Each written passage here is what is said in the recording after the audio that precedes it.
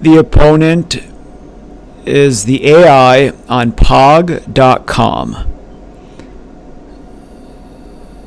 Unlike in previous Nine Men's Morris videos, the moves are shown at the top of the screen, just like in the previous videos which were about Connect 4. This AI is similar to the AI in the now defunct Smart Little Games website. The move in which the two AI diverge is move 4. This AI plays G7, a weaker move. This AI does not calculate as much as Smart Little Games did. That one calculated 4 million moves on average per position, or 4 million positions per move. This one does not show how much it calculates. I would guess it's something like 500,000. I really have no idea. Just the moves are weaker, so it's probably doesn't calculate as much. It also plays the moves much faster. The other AI took like roughly 10 seconds. This AI 2 or 3 seconds. So I'll go ahead and get started. F6. Just go through this quickly, same as in previous Nine Men's Morris videos. Only difference now you're seeing it displayed at the top of the screen. So F6, D6, D2, F4, F4. This will make the position symmetrical. B4, D7, D5, D7, and I block with this move, D5. And then the original move, G7, threatens a mill. I will not block because I want the opponent's pieces to be restricted. That'll become more apparent later on. E4, notice my position is very open. None of my pieces are touching. Just like in Go and to some extent chess, the more squares you cover, the more nodes you cover, the less restricted your pieces are, the better.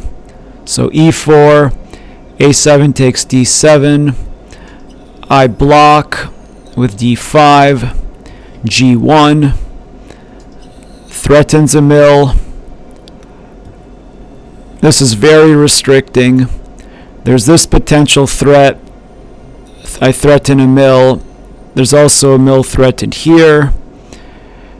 Notice, and I probably should have mentioned this earlier, but when I played E4, I had 3 pieces covering this 2.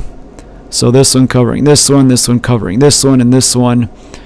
Overworked covering 2, but it's still 3 to 2. So no matter, and there's only one place each one can go, no matter whether they move or not, if and when they move, then I'll have one free piece. So this is a very strong move, move 7, G4. So then A1 right here.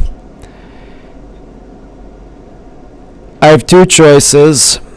A4 just looks slightly better. If one were to calculate precisely, it shouldn't make a difference whether I play here or here, but this just looks slightly more open because this is a little bit closer to that. So A4, G1 takes A4. That was the whole point of this fork. When A1 was played, that was a fork. So now the fork is realized. G1 takes A4. However, it was not a good move. I mean, this fork wasn't a good move, but neither was the follow-up. It wasn't a good move because now notice how constricted the opponent is. Literally all of the pieces are trapped. With its last remaining move, the one piece that isn't trapped, C5, he can move that piece around, but I have more liberties. I have this piece, this piece, this piece. I have a threat of a mill here. Now when I move this piece, technically this one's not trapped because it could go, say, here. But when it goes here, then I go down here. If it doesn't go here, then I have two pieces here that, depending on which direction this goes, they could go for a mill here. So if it goes down, this moves in. If it goes up, this goes for the threat here. And then of course there's always this threat, so I'll just go ahead and make the only option. Of course this can't go here because then this would go here and it would have to go back. So this goes down. And yeah, this is the main line. This threat right here. And it won't really matter the exact sequence at this point because I'm just going for 3 here. And well, I do have to respond to that. But other than that, all I'm doing is, so I'm trapping, these 3 here are trapped, these 3 here are trapped.